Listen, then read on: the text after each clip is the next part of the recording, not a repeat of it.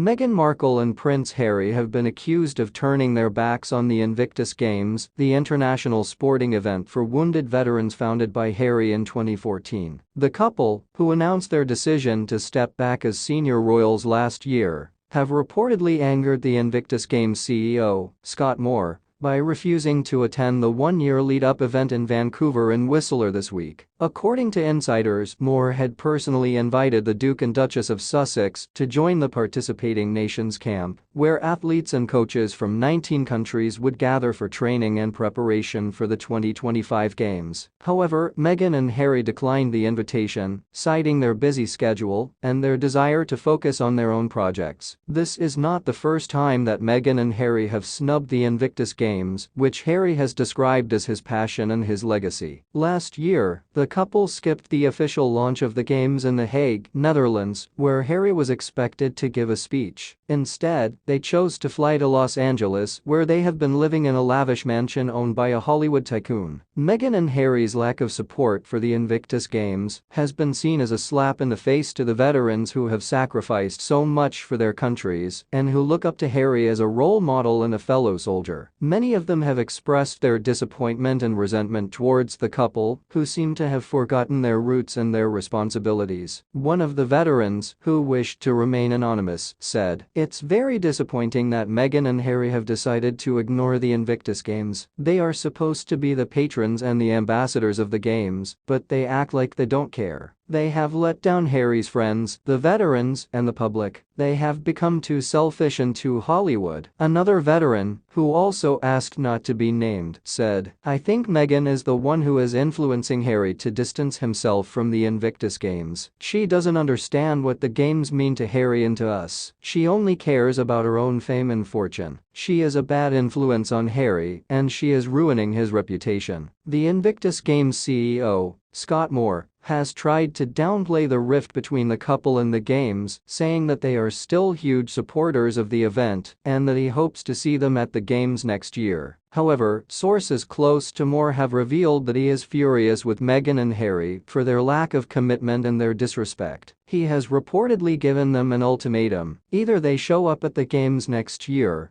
or they will be stripped of their patronage and their involvement in the Games. It remains to be seen whether Meghan and Harry will heed Moore's warning and make amends with the Invictus Games community, or whether they will continue to pursue their own agenda and alienate themselves from the people who once admired and respected